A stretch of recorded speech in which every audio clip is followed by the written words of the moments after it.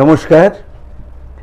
আমরা এই মুহূর্তে আমাদের হল্লাবল নিউজ চ্যানেলের পক্ষ থেকে যেটা মুখোমুখি অনুষ্ঠান, সেই অনুষ্ঠানে আপনাদের কাছে এমন একজনকে আমরা উপহারস্বরূপ আজকে তুলে দেব, যিনি আমাদের আগরতলা মিউনিসিপ্যাল কর্পোরেশনের মাননীয় মেয়র।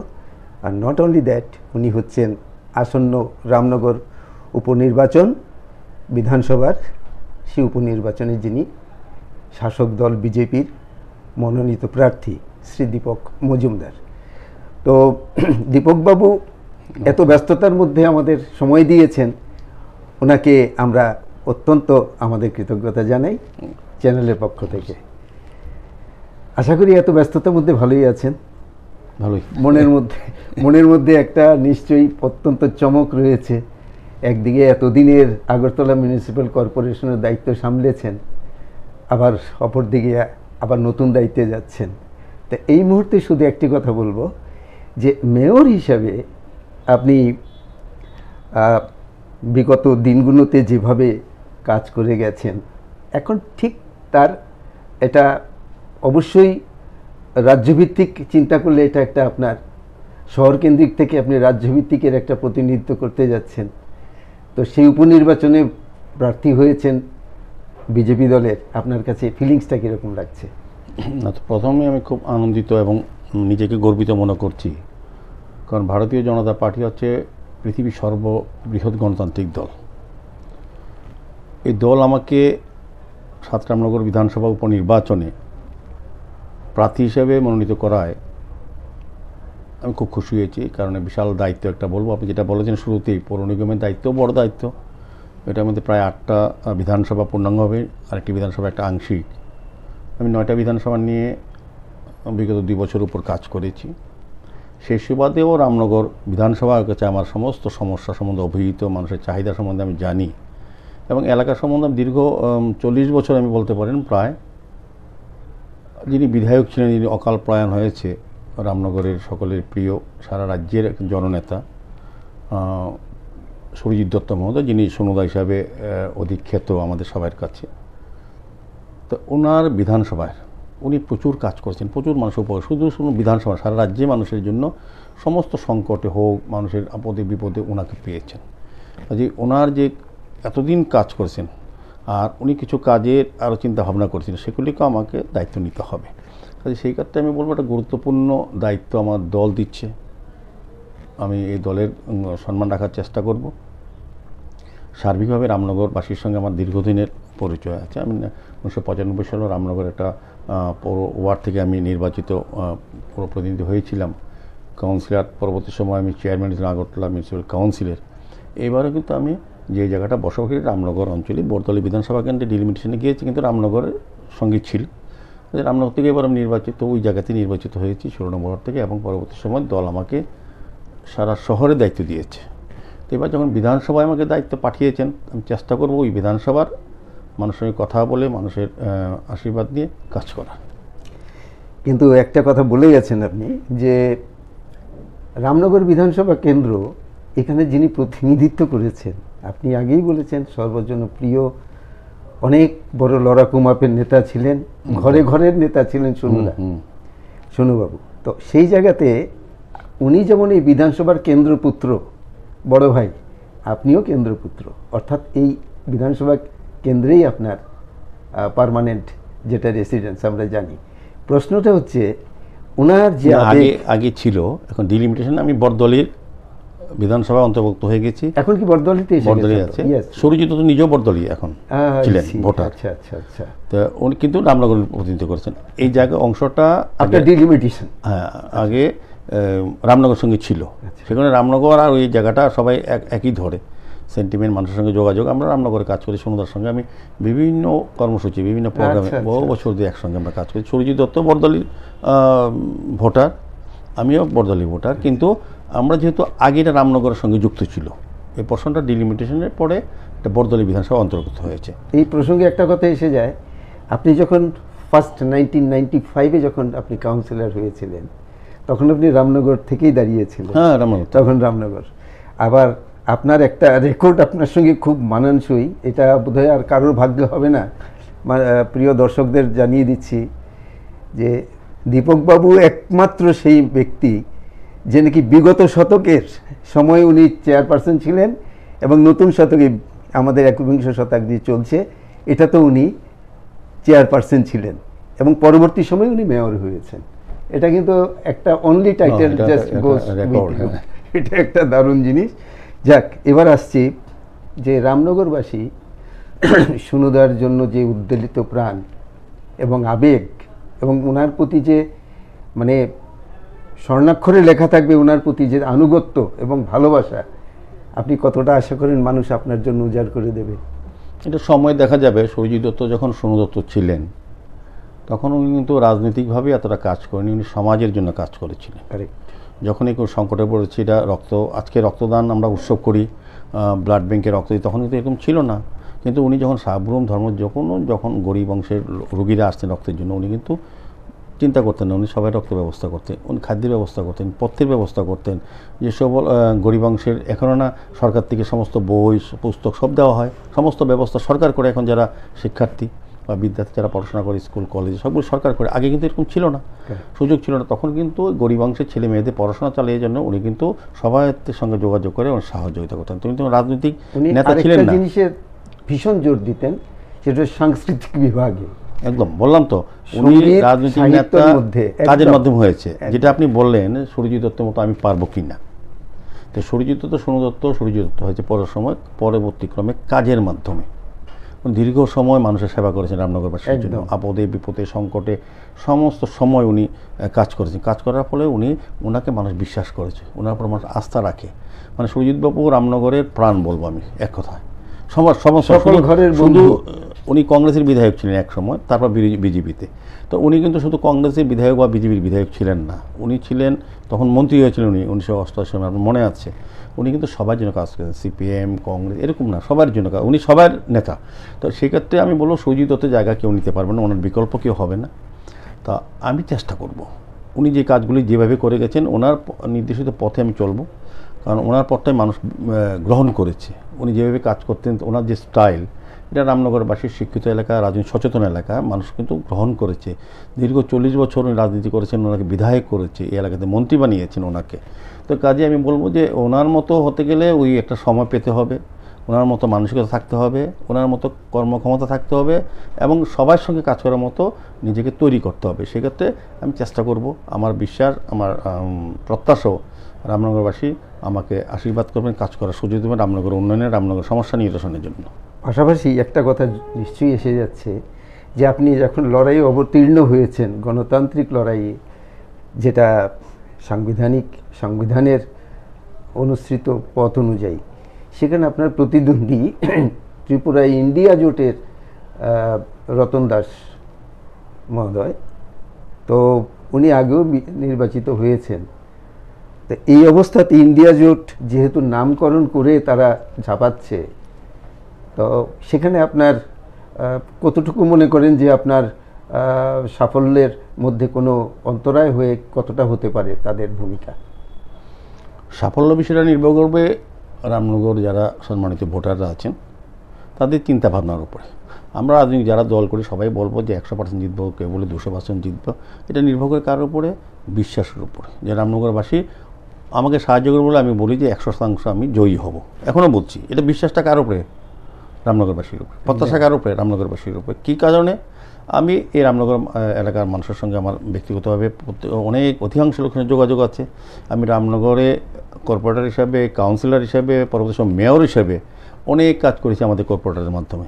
আমাদের কেন্দ্রীয় সরকার, আমাদের রাজ্য সরকার এবং নগরায়ণ দপ্তর, পূর্ত দপ্তর, স্মার্ট সিটি সার্বিকভাবে শহরে, সারা রাজ্যের উন্নয়নের সঙ্গে শহরের উন্নয়নের সঙ্গে রামনগর উন্নয়ন করেছে।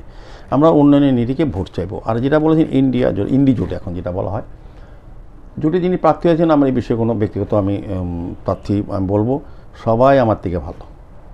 কিন্তু যেটা জোটের কথা বলেছেন, জোটটা সম্বন্ধে মানুষ চিন্তা করবে। কারণ এই রামনগরে আমি একসময় কংগ্রেসের সঙ্গে ছিলাম, কংগ্রেস বহুদিন সিপিএমে লড়াই করেছি। আজকে যিনি আশিসবাবু বিপ্লব দেবের বিরুদ্ধে দাঁড়িয়েছেন, উনিও সিপিএমে লড়াই করেছিলেন, একসঙ্গে ছিলাম। কিন্তু দেখা গেল যে সিপিএমের বিরুদ্ধে আর সন্ত্রাসের বিরুদ্ধে আমরা লড়াই করেছি, এই রামনগরবাসীর সবচেয়ে বেশি, অনেক বেশি খুন হয়েছে এখানে। কারা খুন হয়েছে? বাম বিরোধী কর্মীরা খুন হয়েছে, কংগ্রেস যারা করতেন তাদেরকে, যারা বিজেপি করতেন তাদের অত্যাচার করেছে, সন্ত্রাস করেছে। এখন তাদের সঙ্গে ভোটে জয়লাভের জন্য, নিজের ব্যক্তি স্বার্থ সিদ্ধি করার জন্য ইন্ডি জোটের নামে উনি প্রার্থী হয়েছেন। এটা বরং যদি একা লড়তেন অনেক সম্মানজনক অবস্থা থাকতেন। এখন যাদের বিরুদ্ধে আমরা বলেছি 25 বছর তারা খুন করেছে, সন্ত্রাস করেছে, আবার সিপিএম যখন আমাদের কংগ্রেস সুধীরবাবুর নেতৃত্বে জোট সরকার হয় তখন আমাদের জোট জামানানি যারা 25 বছর বিভিন্নভাবে চালিয়েছে, জোটের সময় সন্ত্রাস হয়েছিল, অত্যাচার হয়েছিল বলেছে তারা সবচেয়ে বেশি অত্যাচার করেছে তারা। কিন্তু এইভাবে প্রচার দিত আমাদের নেতা মন্ত্রী মুখ্যমন্ত্রীর বিরুদ্ধে, তারা বলতেন তখন কংগ্রেসের যারা দায়িত্বে ছিলেন সেই সরকারের বিরুদ্ধে, তারা দীর্ঘ 25 বছর এই ক্যাসেট চালিয়ে গেছে। তাদের সঙ্গে এখন হাত মিলিয়েছেন কংগ্রেস দল। এটা একটা ভাবার বিষয়। ওই এলাকার মানুষ রাজনৈতিক সচেতন, আপনার এই কথাটা টেনে আমি বলছি, তারা চিন্তা ভাবনা করবেন যে এত দীর্ঘ সময় ধরে দুটো দল পরস্পরের প্রবল প্রতিদ্বন্দ্বী ছিল, ঠিক আছে, বেশিরভাগ সময় সিপিএম শাসন করেছে এবং সিপিএমের তৎকালীন সময়ের শাসনে যে সমস্ত হাজার হাজার কংগ্রেস কর্মী খুন হয়েছে, বাড়িঘর তাদের জ্বালিয়ে শেষ করে দেওয়া হয়েছে, তাদেরকে সর্বস্ব কেড়ে নেওয়া হয়েছে, সে তেমন অবস্থায় সেই পরিবারগুলো তো এখনও এই রাজ্যেই রয়েছে। যতটুকু পেরেছে যে কোনো সরকার যখন তাদের কিছুর পরিপূরক বা তাকে প্রয়োজন মেটাবার চেষ্টা করেছে। কিন্তু প্রশ্ন হচ্ছে, যখন জিতেনবাবু মেলার মাঠ ছেড়ে কংগ্রেস ভবনে গিয়ে বসেন, আবার কংগ্রেস ভবনের প্রতিনিধিরা গিয়ে মেলার মাঠে গিয়ে বসেন, এই জিনিসটা আপাপর মানুষের মধ্যে কীরকম রিফ্লেক্ট হতে পারে আপনার? হয়েছে তো গত ভোটে তারা তো জোট করেছিল না, রেজাল্ট তো দেখেছেন, মানুষ প্রত্যাখ্যান করেছে। বিজেপি সরকারকে, ডক্টর মানিক সাহার নেতৃত্বে সরকারকে পুনরায় তারা নির্বাচিত করে সরকার কাজ করার জন্য আশীর্বাদ করেছেন। তো এটা প্রমাণ যে জোট সফল হয়নি। এবারও প্রমাণ হবে। এবার তো আপনি যখন নমিনেশন সাবমিট করেছেন দেখেছেন তো, কংগ্রেসের লোক সিপিএমের ফ্ল্যাগ নিচে, সিপিএমের লোক কংগ্রেসের ফ্ল্যাগ নিচে। অদ্ভুত বিষয়, অদ্ভুত। এই রাজ্যে মানুষ এটা দেখতে অভ্যস্ত না, অত্যন্ত দুঃখের। এবং মানুষ এটা জবাব দেবে এবার নির্বাচনে, যতই জোটে কথা বলুক। সবচেয়ে বেশি আপনাকে এই প্রসঙ্গে থেকে আরেকটু পাশাপাশি সংলগ্ন কথাতেই যাচ্ছি। 10,323 এটা আমাদের কাছে একটা মর্মান্তিক অবক্ষয়। এরকম ঘটনাটা হয়েছে বামফ্রন্টের সময়। সে বামফ্রন্টের সময়ের যে তাদের যে টেকনিক্যাল কোনো ত্রুটি ছিল, যেটা আইনগতভাবে এটা অবৈধ হয়েছিল, যার জন্য একসঙ্গে এতগুলো আমাদের ছেলে মেয়েদের ভবিষ্যৎ নষ্ট হয়ে গেল, এটার জন্য আপনি কাকে দায়ী করেন? বামফ্রন্ট সরকারকে বলবো। সুপ্রিম কোর্টে বলেছে, তো হাইকোর্ট বলেছে, সুপ্রিম কোর্ট বলেছে। তো আচ্ছা, এটা বেআইনিভাবে অন্যায়ভাবে রিক্রুটমেন্ট হয়েছে, এটা কোনো নীতি মানা হয়নি। এটা যদি তৎকালীন সিপিএম বামফ্রন্ট সরকার যদি সুন্দর মতো এটা করতো, তো আজকে এই বেকারতে দোষ নেই। ওরা শিকার হয়েছে ভুল নীতিতে এবং ভুল সিদ্ধান্তে তৎকালীন বামফ্রন্ট সরকারের উপর। তবে আমাদের সরকার আসার পর কিন্তু আমরা মানবিক দৃষ্টিভঙ্গিতে কোর্টের আমাদের সরকার কিন্তু দেখার চেষ্টা, অনেকে কিন্তু এর মধ্যে প্রচুর চাকরি পেয়েছে আমাদের সরকারে, অনেকে চাকরি পেয়েছে। এখানে কাদেরকে সিলেকশন করা হয়েছিল তখন? 10,323 সমিতি জানা আছে তো? হ্যাঁ, নিশ্চয়ই। কমিউনিস্ট পার্টির লোক দেখি অধিকাংশ। এবং এরকম বিষয় হয়েছিল, 155টা পার্টি অফিস সেদিন আগুন দিয়ে পড়িয়ে দিয়েছিল নিজের কর্মীরা সিপিএমের। ত্রিপুরাতে তো কোনোদিন হয়নি। এত ব্যাপক দুর্নীতি স্বজনপ্রণ হয়েছিল। তারপর আমাদের সরকার আসার পর আমাদের তৎকালীন মুখ্যমন্ত্রী বিপ্লব কুমার দেব, পরবর্তী সময় ডক্টর মানিক সাহা আমাদের মুখ্যমন্ত্রী, যিনি ওনাকে দেখে কথা বলেছেন, ওদেরকে যাতে কর্মসংস্থান ব্যবস্থা করা যায়, চাকরি দেওয়া যায় চেষ্টা করেছেন। তারা আমাদের সরকারের উপর একটা অংশ আস্থা রাখতে পারেননি। তো কোর্ট, আইনি আদালতে গেছেন, কোর্ট থেকে, সুপ্রিম কোর্ট থেকে বলা হয়েছে তাদেরকে তো সরাসরি যাদেরকে বাতিল করছে কোর্ট, আমরা করিনি, বরং আমাদের সরকার তাদেরকে 2 বছর রাখার চেষ্টা করেছে। আমাদের সরকার কোর্টে গিয়েছে, ওই সিদ্ধান্তের বিরুদ্ধে তাদের পক্ষে আমাদের সরকার চেষ্টা করেছে। তারপর সুপ্রিম কোর্ট দিয়েছে যে নেওয়া যাবে না। তখন কংগ্রেস আর সিপিএম পরস্পর বিরোধী ছিল। তখন এই 10,323 নিয়োগের পর কোর্টের গোচরে কোনো কংগ্রেসি মানুষ এটাকে কোর্টের দরবারে নিয়ে গেছিল। আপনি কি মনে করতে পারেন তারা তো এখন জোটে আছে, সেই ব্যক্তিগুলোর ভূমিকাটা আপনার কাছে কীরকম মনে হচ্ছে? আমি বললাম তো, জোট তো করে যার যার স্বার্থে চিন্তা করে করছে, সার্বিক চিন্তা করছে না মানুষের। যারা লড়াই করেছিল একসঙ্গে তারা এখন বন্ধুত্ব হয়ে গেছে। বন্ধুত্ব কিসের জন্য? যার যার স্বার্থের জন্য। সিপিএম পার্টি, কমিউনিস্ট পার্টি তার অস্তিত্ব রক্ষার জন্য, কংগ্রেস তার অস্তিত্ব রক্ষার জন্য, দুজন এক জায়গায় হয়েছে, দুই শত্রু এক জায়গা হয়েছে। তো এটা মানুষ জানে, মানুষ বুঝে। বললাম তো, শহর এবং রাজ্যের মানুষ আমাদের এই ত্রিপুরাতে রাজনৈতিক সচেতন, তারা প্রতিটি বিষয় আমরা মনে করি তারা বুঝে না, তাদেরকে বলানো হয়, বোঝানো হয়, এরকম না বিষয়টা। বিষয়টা আমাদের থেকে বেশি তারা বুঝেন, আমাদের বেশি তারা জানেন, এবং তারা সেই সিদ্ধান্ত নেবেন। আমরা হয় ভোট চাইবো, তারাও চাইবে। মানুষ কিন্তু সিদ্ধান্ত নেবে সঠিকভাবে যে কাদের উপর দায়িত্ব দিলে পরে রাজ্যের উন্নয়ন হবে, আমরা শান্তি থাকতে পারবো, আমাদের যে পরম্পরা, জাতি, ধর্ম, বর্ণ নিশ্চয়ই আমরা থাকি, সে সম্প্রীতি বজায় থাকবে। সেদিকে যেমন নরেন্দ্র মোদী ভারতবর্ষের শান্তি এবং ঐক্য ফিরিয়ে এনেছেন, সার্বভৌমত্ব রক্ষা করার চেষ্টা করছেন, উনি ভারতবর্ষকে অনেক উপরে নিয়ে গেছেন সারা পৃথিবীর কাছে। সেরকম আমাদের রাজ্যের বিজেপি সরকার আসার পর প্রকৃত মানুষের আর্থসামাজিক পরিবর্তন, সরকার পরিবর্তনের সঙ্গে সঙ্গে মানুষের আর্থসামাজিক অবস্থা পরিবর্তন হয়েছে, এটা মানুষ বিশ্বাস করেন, এবং সেই হিসাবে মানুষ ভোট দান করবেন। বাহ, এবারে আপনাকে একটা অন্য প্রসঙ্গে নিয়ে যাচ্ছি আমি। আপনার কথাগুলো আমাদের দর্শকদের কাছে নিশ্চয়ই খুব হৃদয়গ্রাহী হচ্ছে। পরিষ্কার ভাষায় আমাদের মেয়র সাহেব, যিনি রামনগর উপনির্বাচনে প্রার্থী হয়েছেন, উনি সুন্দরভাবে, সাবলীলভাবে এবং সহজভাবে ওনার মনের কথাগুলো তুলে ধরছেন, এমন একটা সময় যে সময়টা ওনার এই কথাগুলো রাজ্যবাসীর জানার খুব প্রয়োজন ছিল। কারণ এর পরবর্তী সময়েই উনি ভোটে জিতবেন, ওনার শাসক দলের উনি নতুন পালক যুক্ত করবেন এবং নিজে সেখানে গিয়ে হয়তো মন্ত্রিসভার একজন সদস্য হবে বলে রাজ্যবাসীর আকাঙ্ক্ষা। তা আমাদের প্রশ্ন হলো, যদি আপনি মনে করেন সব কিছুই হলো, সুন্দরভাবে হলো, তো সেই জায়গাতে আপনার ইডিওলজির প্রথম কাজগুলো কি কি কিসের উপর বিশ্বাস করেন? প্রধানমন্ত্রী তো বলে দিয়েছেন সবকা সাথ সবকা বিকাশ, বিকশিত ভারত, এগুলো বলেছেন। এর উপর আপনার নিজস্ব কিভাবে ত্রিপুরাকে গোছাতে চান, যদি সেরকমভাবে জনগণ আপনাকে দায়িত্ব দেয়? সার্বিকভাবে প্রথম আমি বলবো, আমাকে তো রামনগর বিধানসভার জন্য দেওয়া হয়েছে, রামনগর বিধানসভার বিষয়টা আমার সবটা দেখবো আগে। প্রথম চিন্তাভাবনা থাকবে রামনগরের সার্বিক উন্নয়ন, সমস্ত অংশে মানুষের সঙ্গে এখানে কথা বলে সিদ্ধান্ত নেওয়া। সেক্ষেত্রে এবং সুরজিৎ বাবু দীর্ঘ 40 বছর এখানে বিধায়ক ছিলেন, মন্ত্রী ছিলেন, অনেক কাজ করেছেন। বাকি অনেক কাজগুলি ওনার করার ইচ্ছা ছিল, আমার সঙ্গে অনেক সময় উনি কথা বলতেন। তা ওনার কর্পোরেটারের সঙ্গে নিয়ে উনি নিজে অনেক কাজের জন্য আসতেন, নিজে বলতেন এই কাজগুলি করা দরকার, উনিও চেষ্টা করেছেন। ওনার যে ইচ্ছাগুলি আছে, বাকি কাজগুলি উনি যেটা করতে পারেননি, প্রথম প্রায়োরিটি থাকবে ওই কাজগুলি করা, মানে ওনার প্রতি সম্মান প্রদর্শন করা, শ্রদ্ধা নিবেদন করা। উনি যেটা চাইতেন, উনি সবসময় রামনগরবাসীর উন্নয়ন চাইতেন, সারা রাজ্যে মানুষের জন্য করতেন। কিন্তু রামনগর আমারও প্রথম কাজ হবে, আমাকে যে বিধানসভাতে আমাদের প্রার্থী হিসেবে আমাদের দল মনোনীত করেছে, পরবর্তী সময় যখন আমাকে ওই এলাকার মানুষ নির্বাচিত করবে অনেক আশা প্রত্যাশা নিয়ে, যে তাদের যে মৌলিক চাহিদা বা যে সমস্যাগুলি আছে সমাধানের জন্য সার্বিকভাবে আমি প্রথম আমার প্রায়োরিটি থাকবে আমার বিধানসভা। তারপর আমি যেহেতু রাজ্য বিধানসভার সদস্য হব, অটোমেটিক সারা রাজ্যের উন্নয়নের সঙ্গে আমি যুক্ত থাকবো একদম। তো আমাদের দল বা আমাদের সরকার যে চিন্তা ভাবনা করে, তার সঙ্গে আমি একসঙ্গে কাজ করব। আচ্ছা, এবার আসি আপনার কাছে আরেকটা সুন্দর কথা নিয়ে। আমরা দেখি, রাজ্যবাসী দেখছে যে বর্তমান মাননীয় মুখ্যমন্ত্রী ডক্টর মানিক সাহা, উনি যে কোনো রকম উন্নয়ন বা যে কোনো রকম কাজে যাচ্ছেন, সব কিছুতে আপনাকে দেখা যায় ওনার সঙ্গে। তা আপনার একটা মোটামুটিভাবে পরস্পরকে জানার একটা খুব সুন্দর একটা যোগমাধ্যম এই ব্যাপারে আপনার ভেতরে সঞ্চারিত হয়েছে। আপনার চোখে ডক্টর মানিক সাহেব কীরকম মনে হয়, কীরকম মানুষ উনি, কীরকমভাবে? কারণ আপনার তিনজন মুখ্যমন্ত্রীর সঙ্গে কাজ করার সুযোগ হয়েছে। তো আমি একজন করে আসবো, জাস্ট আমরা চাই যে আপনার ওপিনিয়নের মধ্যে এক একটা সুন্দর ব্যক্তিত্ব ফুটে উঠুক। আমার কাছে আমার ক্ষুদ্র রাজনৈতিক জীবনে বা অল্প বিচার বুদ্ধিতে আমি সুধীরবাবু মুখ্যমন্ত্রী হিসেবে কাছে পেয়েছি, সান্নিধ্য পেয়েছি, ওনার সান্নিধ্য পেয়েছি, আশীর্বাদ পেয়েছি। কারণ আমি যখন 1995 সালে আগরতলা পৌর নিগমে, তখন পৌর পরিষদ ছিল, ওনার কল্যাণে আমি প্রথম ওই জায়গাতে যেতে পেরেছি।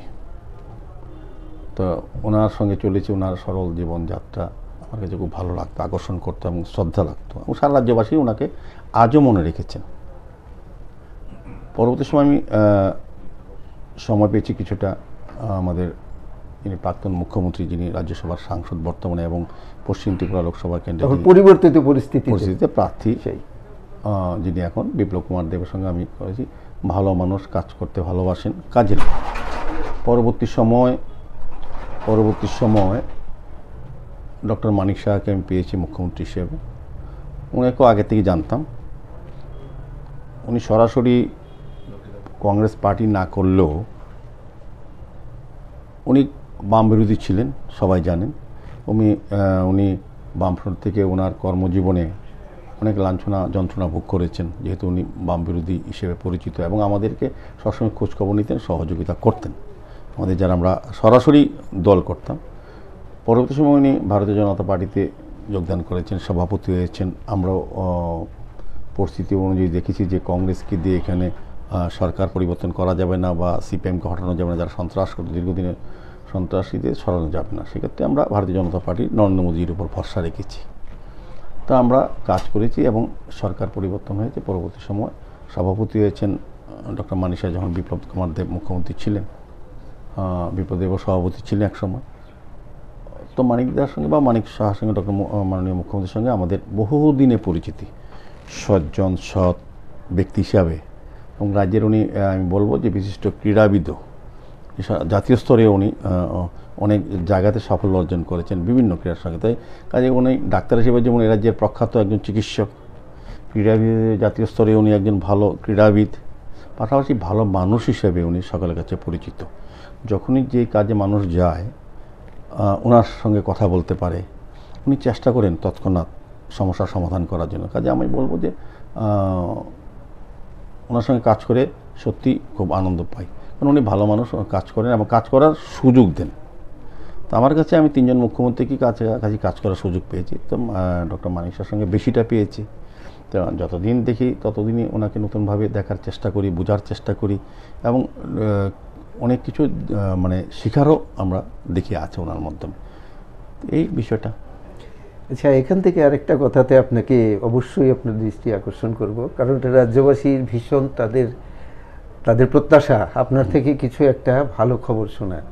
সেটা হচ্ছে এই যে কর্মসংস্থান, এবং এই অবস্থাতে রাজ্যে আপনি যখন পরবর্তী সময়ে আপনার আরও সুন্দর করে দায়িত্ব আসবে, এবং পাশাপাশি যে দ্রব্যমূল্যের যে বিশাল একটা স্ফীততা, এই সব কিছু মিলিয়ে আপনার এই ব্যাপারে আপনাদের দৃষ্টিপাত বা আপনাদের কোনো রকমের হয়েছে যে বেকারদের সমস্যার সমাধানের জন্য আরেকটুভাবে তাদেরকে সপ্রতিভ করার জন্য কিছু করার এরকম কোনো চিন্তাধারা আপনার? আচ্ছা, আমাদের কেন্দ্রীয় সরকার এবং রাজ্য সরকার, আপনি দেখবেন যদি আপনার তো রাজনৈতিক অভিজ্ঞতা আছে, এবং সুধীরবাবুর সঙ্গে মুখ্যমন্ত্রীর সঙ্গে আপনি ছিলেন বহুদিন ধরে, সারা রাজ্যকে আপনি ভালোভাবে জানেন।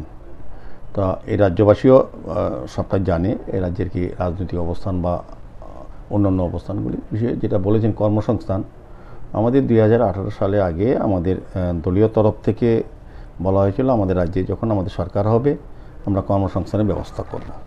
আপনি দেখেছেন ঠিক প্রচুর কর্মসংস্থান হয়েছে, সবগুলি সুন্দর এবং স্বচ্ছতার সহিত। একটা কর্মসংস্থানে একটা চাকরি ব্যাপারে কেউ এখনও পর্যন্ত কোনো কোর্টে যেতে পারেনি বা বলতে পারেনি কোনো রাজনৈতিক দল যে এখানে স্বজন পোষণ হয়েছে, এখানে অর্থের বিনিময়ে চাকরি হয়েছে বা রাজনৈতিক কারণে চাকরি হয়েছে, এরকম না বিষয়। কিন্তু প্রচুর চাকরি হয়েছে, আপনি দেখেছেন সিপিএম পরিবার তো অনেকে চাকরি পেয়েছে, কংগ্রেস পরিবার চাকরি পেয়েছে, বেশিরভাগ সব বিজেপির ছেলে মেয়েরা চাকরি পেত না। বরং আমি বলবো যে স্বচ্ছতার সহিত আমাদের এখানে চাকরি হয়, অনেক চাকরি দেওয়া হয়েছে, আগামী দিনে দেওয়া হবে। আর কর্মসংস্থানের ক্ষেত্রে আমাদের বিভিন্ন পর্যায়ে কর্মসংস্থানের ব্যবস্থা করা হচ্ছে বিভিন্ন দিকগুলি। দেখবে এখন বাণিজ্যিক দিকটা অনেকটা বলবো যে এখন কল কারখানাগুলি যেটি সিপিএমের সময় বন্ধ ছিল, সেসব বিজনেস সেন্টারগুলি আবার ওপেন হয়েছে। এখন কিন্তু আপনি নতুনভাবে ছেলেমেয়েরা, শিক্ষিত ছেলেমেয়েরা কিন্তু নতুনভাবে ব্যবসা করে তারা শুধু নিজের আর্থিক অবস্থা পরিবর্তন করছে না, সঙ্গে অন্যদেরও কর্মসংস্থানের ব্যবস্থা করছে। আর পরিবেশ তৈরি হয়েছে। আগে এখানে আপনি ইচ্ছে করলে কোনো রকম কারখানা খোলা বা কোনো শিল্প স্থাপন করা, এই রাজ্যে সিটুর বা সিপিএমের যে তাদের যে চাপ বা চাঁদার জুলুম বা অত্যাচার, এরকম কিন্তু এখন এই রাজ্যে নেই। ইচ্ছে করলে যে কোনো বাইরে থেকে প্রচুর শিল্পপতি পিসফুল হয়েছে। তাই যখন দেখবেন রাজ্যে শান্তি থাকবে তখনই কিন্তু মানুষ কাজ করবে। বিভিন্ন প্রদেশ থেকে এখন কিন্তু শিল্পপতিরা এখানে ব্যবসা করার জন্য আসেন, কারণ এ রাজ্যে এখন রাজনৈতিক চাপ নেই, সন্ত্রাস নেই, চাঁদা জুলুমবাজি নেই, এবং এখানে কিন্তু একটা বলবো শান্তি বিরাজ করছে। সেক্ষেত্রে রাজ্যের মাননীয় মুখ্যমন্ত্রী নেতৃত্বে সরকারকে আমি ধন্যবাদ জানাই, কেন্দ্রীয় সরকারকে, মোদী সরকারকে ধন্যবাদ জানাই। আমাদের রাজ্যে একটা স্থায়ী শান্তি প্রতিষ্ঠা করা হয়েছে। এই পাশাপাশি আর দুটো জিনিস আপনার দৃষ্টি আকর্ষণে আসছে। প্রথম হচ্ছে গিয়ে আমরা কিছুদিন ধরে দেখেছি যে ত্রিপুরা রাজ্যে যে সংস্কৃতি মণ্ডল, বিশেষ করে সঙ্গীত, শাস্ত্রীয় সঙ্গীত, যেটা রাজন্য যুগ থেকে এখানে খুব শক্তিশালী রূপে আবির্ভূত হয়েছিল এবং তার অববাহিকায় বহু শিল্পী এখান থেকে দেশীয় স্তরে, আন্তর্জাতিক স্তরে খ্যাতি লাভ করেছেন। তো শচীন কর্তার নামে যে সচিন দেববর্মন মেমোরিয়াল সঙ্গীত মিউজিক কলেজ রয়েছে, এটার মধ্যে একসময় খুব রমরমা ছিল, কিন্তু এটার মধ্যে নিয়োগ থেকে সব কিছু স্টপ হয়েছে, যদিও পোস্ট সেখানে রয়েছে এখনও। এই ব্যাপারে মাননীয় মুখ্যমন্ত্রী বিধানসভাতে খুব ভালো বক্তব্য রেখেছেন। 396টা পোস্ট উনি ঘোষণা করেছেন, সেগুলো রাজ্য সরকার আগামী দিনে দিতে চলেছে। তো এই সাংস্কৃতিক পরিমণ্ডলটাকে বাঁচিয়ে রাখার জন্য আপনার একটা ভূমিকা অত্যন্ত দরকার। পাশাপাশি এখানে ইলেকট্রনিক্স নিয়ে যারা পড়াশোনা করছে, যেটা বলে ইলেকট্রনিক্স অ্যান্ড টেলিকমিউনিকেশন, আমাদের ছেলেমেয়ের এখানে শত শত হাজার হাজার ছেলেমেয়ে এখানে তারা চাকরির জন্যে কোনো সুযোগ পায় না, ওরা চলে যাচ্ছে বাইরে বা বেকার হয়ে আছে বিটেক এমটেক করে। তো এদের ব্যাপারে কি নতুন কোনো হাব হবে এখানে? হচ্ছে তো, এখানে ত্রিপুরাতে আপনি দেখবেন কয়েক বছরের মধ্যে একটা আমূল পরিবর্তন যেমন এসছে, আগামী দিনে আসবে। এখানে প্রচুর কাজ হচ্ছে, প্রচুর চিন্তাভাবনা সরকারের হচ্ছে। যেমন রাজ্যের বরং যারা ত্রিপুরা থেকে বাইরে চাকরি করেন, কর্মসূত্রে আছেন বিভিন্ন, তারা কিন্তু চলে আসবেন, সুযোগ পাবেন।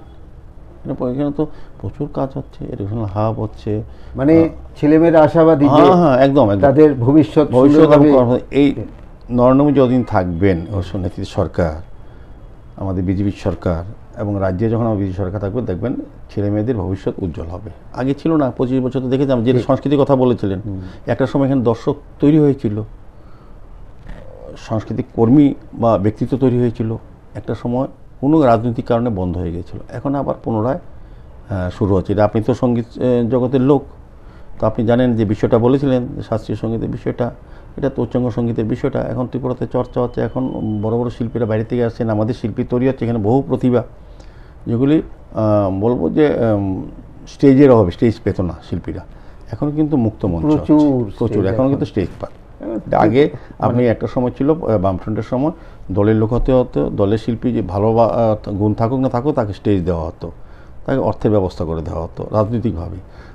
এখানে কিন্তু এরকম না, মুক্ত মঞ্চ হচ্ছে, এখানে যাদের কোয়ালিটি আছে তারা সুযোগ পাচ্ছেন, এবং কোয়ালিটি তৈরি করার জন্য আমাদের সরকার এই দপ্তর কাজ করছে। মেয়র হিসেবে আপনার এই এএমসিতে কীরকম আপনার হাতে নিয়োগ হয়েছে, কীরকম সংখ্যায়? না, আমি বলবো যে আমাদের প্রথম প্রায়োরিটি কাজটা হচ্ছিল যে আমাদের পরিকাঠামোগত উন্নত করে সারা রাজ্য সরকার এবং পণ্য আমরা আস্তে আস্তে ধীরে ধীরে করছি। তো আমরা উন্নয়নের দিকটা প্রথম দেখেছি, আমাদের ঠিকই বলেছেন, আমাদেরও কর্মীর স্বল্পতা আছে। রাজ্য সরকারের বরাবর আমরা আবেদন রেখেছি, রাজ্য সরকার আমার বিশ্বাস অচিরেই আমাদের এই কর্মী স্বল্পতা দূর করবেন, যাতে আমরা আগরতলা পৌরবাসীকে নাগরিক পরিষেবা সুন্দরভাবে আধুনিক ব্যবস্থা বিজ্ঞানসম্মতভাবে দিতে পারি। সেই হিসেবে আমরা কাজ করছি। আমার মনে হয় এটা আমরা পারবো। আমাদের যেহেতু আমাদের সরকার, রাজ্য সরকার আছে, আমাদের সঙ্গে কেন্দ্রীয় সরকার আছে, আমাদের ক্ষেত্রে ডাবল ইঞ্জিনের সুযোগগুলি আমরা প্রতিটি মানুষের প্রতিটি জায়গা অন্তিম ব্যক্তি অবধি পৌঁছে দিতে পারবো।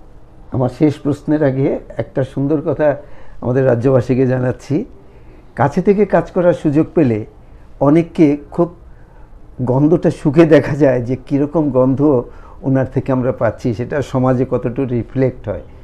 আমাদের মেয়র সাহেব একটা বৃদ্ধাশ্রমের এবং অন্যতম অত্যন্ত একটা সর্বজন প্রিয় এবং একটা বিশ্বাসের একটা বৃদ্ধাশ্রম যেটা অবলম্বন, সেটার উনি মাননীয় প্রেসিডেন্ট, এবং ওনার মিলনপ্রভা মজুমদারজির প্রয়াণের পরেই উনি সেই জায়গায় দায়িত্ব নিয়েছেন। এটা আমাদের কাছে যেমন একটা জিনিস, যেমন স্পোর্টসের মধ্যে ওনার একটা বিরাট ভূমিকা আমরা দেখেছি। সংহতি একটা ক্লাব আছে, সেখানে ক্রিকেট টিম প্রথম যখন শুরু হয় তখন ওনার হাত ধরেই এই সংহতি ক্লাবের বিবর্তন শুরু হয়েছিল। এই পাশাপাশি এই দুটো জিনিস যেহেতু মনে আছে, music and sporting and social work, তো এটার সম্বন্ধে একটা মানুষের ক্যারেক্টার যখন গড়ে ওঠে, তো ওনাকে শেষ প্রশ্নটায় যাচ্ছি। আচ্ছা, আসন্ন ত্রিপুরাতে সারা ভারতের মতো সিএএ লাগু হয়েছে। সিএএ এটা অত্যন্ত ইম্পর্টেন্ট, বিশেষ করে বাংলাদেশ থেকে মাইগ্রেটেড হয়ে যে সমস্ত আমাদের দীর্ঘদিনের অভিযোগ এবং দীর্ঘদিনের দাবি দাবা আমাদের জনজাতিদের পক্ষ থেকে আছে, যাই হোক একটা সমস্ত ব্যাপারের পরে একটা সিএ এখানে লাগু হয়েছে। এখন ইমপ্লিমেন্টেশনের সময় এটা আপনার কি মনে হয়, এটা অনুকূলে থাকবে না প্রতিকূলে যাবে, না সেটা কীরকম? সারা ভারতবর্ষের সঙ্গে এটা কেন্দ্রীয় সরকার অনেক চিন্তা ভাবনা করে অনেকভাবে সমস্ত লোকসভা রাজ্যসভা আলোচনা ভিত্তিতে সমস্ত আইনগত দিক দেখে এটা সিদ্ধান্ত নিয়েছে, সঠিক সিদ্ধান্ত বলব। ত্রিপুরার ক্ষেত্রে এতটা হওয়ার কিছু নেই, আশঙ্কা থাকার কথা নেই। সিএর যে ভাবনা, এটা আমাদের ত্রিপুরার জন্য খুব একটা বেশি অসুবিধা হওয়ার কথা না। আমাদের রাজ্যে এটা আমার মনে হয় মোটামুটি আশ্বস্ত করছেন যে এখানে কোনো রকম হবে না, না হওয়ার কথাই নেই।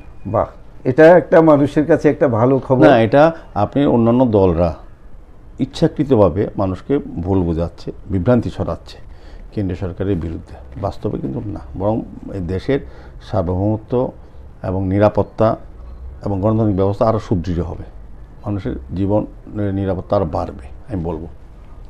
তো আপনার সঙ্গে অনেকক্ষণ সময় আপনি হল্লাবলকে দিয়েছেন মুখোমুখি অনুষ্ঠানে, আমরা আপনাকে অত্যন্ত অত্যন্ত ধন্যবাদ জানাই এবং হল্লাবল আপনার হার্দিক সাফল্য কামনা করে আপনি আরও জনগণের কাছে পৌঁছন। আপনার মনের সৌন্দর্যটাকে, এই সৌন্দর্যায়নের যে রিফ্লেকশন, যেটা প্রতিচ্ছরণ যেটা হবে, সেটা যেন মানুষের মনের মধ্যে একটা ভীষণ আশার সঞ্চার করে, মানুষ যেন ভালো থাকে, সেটা হল্লাবল থেকে আপনার প্রতি আমাদের আকাঙ্ক্ষা রইল। অবশ্যই চেষ্টা করব। মাননীয় আমাদের দর্শক মণ্ডলী, আপনারা এতক্ষণ দেখছিলেন এত ব্যস্ততার মধ্যেও মাননীয় মেয়র, যিনি উপনির্বাচনে রামনগর থেকে প্রার্থী হয়েছেন বিজেপি দলের হয়ে, এবং উনি আমাদের সময় দিয়েছেন। ওনার মুখের যে কথাগুলো উনি আমাদের জন্য বললেন, রাজ্যবাসীর জন্য বললেন, আগামী দিনে এগুলো রিফ্লেক্ট হলে, এগুলো যখন বাস্তবায়ন হবে, তখন দেখবেন যে ওনার কথা এবং কাজের মধ্যে কতটা মিল ছিল, সামঞ্জস্য ছিল। এবং আগামী দিনে ওনার সার্বিক সাফল্য হল্লাবল আমরা কামনা করি এবং সকলকে আজকের মুখোমুখি অনুষ্ঠানে দেখার জন্য কৃতজ্ঞতা জানিয়ে আমরা স্টুডিওতে ফিরে যাচ্ছি।